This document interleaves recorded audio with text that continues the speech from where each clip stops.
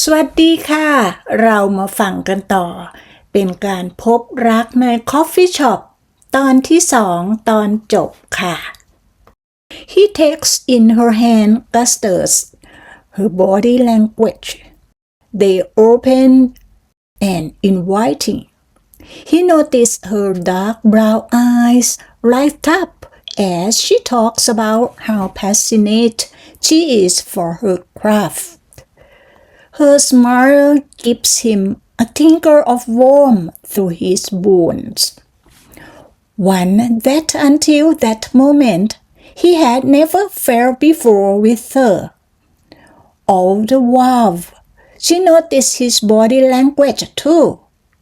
He's subtly learning to hear every word quietly uttered from her mouth.He looks her in the eye, trying to figure out her next move before she throws him for a loop and does the opposite. The hand that used to be in his pocket is now right next to hers, almost touching, fingers begging to be linked together. They both feel the warmth.Radiating from the other person. Or maybe it's the heat in the shop. They don't care enough to pay attention to what's happening around them. They only cared about each other in the heat of the moment. Yet they both are afraid to make a move. Him afraid that.There are more feelings here than he is prepared to handle.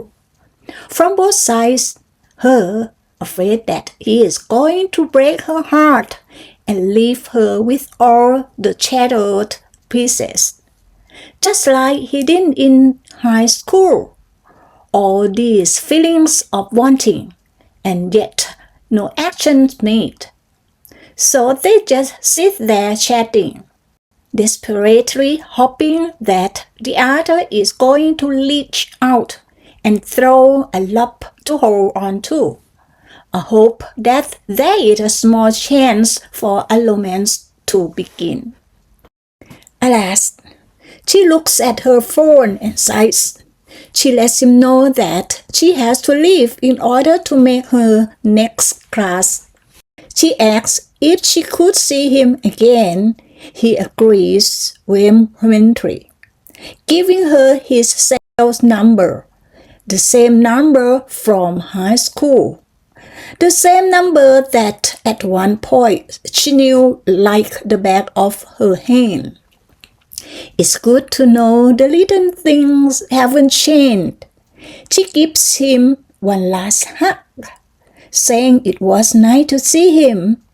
She packs up.and walks out into the cold, ready to face the rest of the day, and sadly knowing that he is never going to make a move, and that is going to be a while before she sees him again, if ever.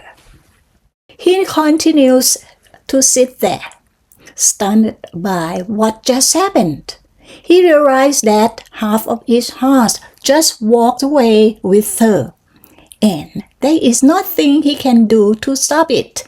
She's giving him no number to reach her, no address to find her. Their love only tasted as long as a chat in a lone coffee shop.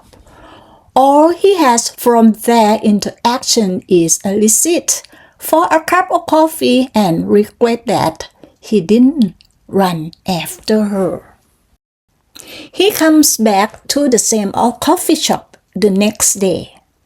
He orders his usual, a coffee Americano and a shot of espresso on the side, and sits down at the exact same place she sat yesterday, hoping that she will turn up once more.He starts to wonder what she had done in the past few years. He boots up his laptop and goes to her Facebook page.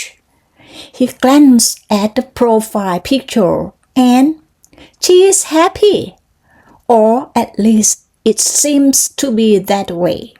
Her smile touches her eyes. He scans her profile and watches her life play out before him. She's had her heart broken. That much is obvious from the various quotes spread across her Facebook timeline. She's had moments of pain. Her status about her dad being struck with cancer leaves his heart heavy.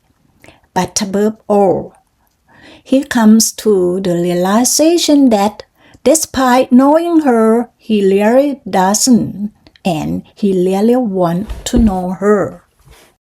He gathers his courage, along with a shot of espresso, and opens the Facebook Messenger app on his phone. He types out the one phrase that she always uses when he ghosts her. "Hi, how are you doing?" He takes a breath, counts to 3 and presses send. 1 minute goes by, 2 minutes, 3 minutes. He is scared to see what the answer is going to be. He is scared to see if there is going to be an answer. Eventually, a half hour passes, and it takes all of him to not take his phone and smash it against the wall. His nerves are shot, but maybe that's due to the insane amount of caffeine he has consumed in the past 30 minutes. He opens the app once again. He clicks on her name. He sees the dreaded words at the bottom of his phone screen.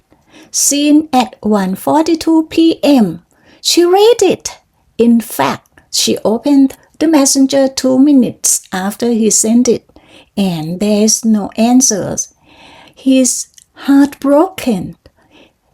He put himself out on a limb and received no response. Maybe this is what she felt each time she tried to reach out to him. Maybe she had to take all the courage she had within her to send that smile. "Hi." Maybe she sat there for an unknown amount of time, trying to figure out what she did wrong for her to receive no response from him. He finally understands her after all these years. He gets up, pays for his drink, and starts walking toward the subway. A ding sounds on his phone. He glances at the message. "Hey, your sales." "It's her," she answers. Maybe their love story could begin. แล้วเรื่องราวของ Love Story ใน Coffee Shop ก็จบลงแล้ววันหน้าเราจะมาเจอกันใหม่ จะเอาเรื่องอะไรมาอ่าน อยากรู้อยากเรียนอยากเข้าใจอยากพูดเป็นมาเรียนภาษาอังกฤษด้วยกันกับเราค่ะ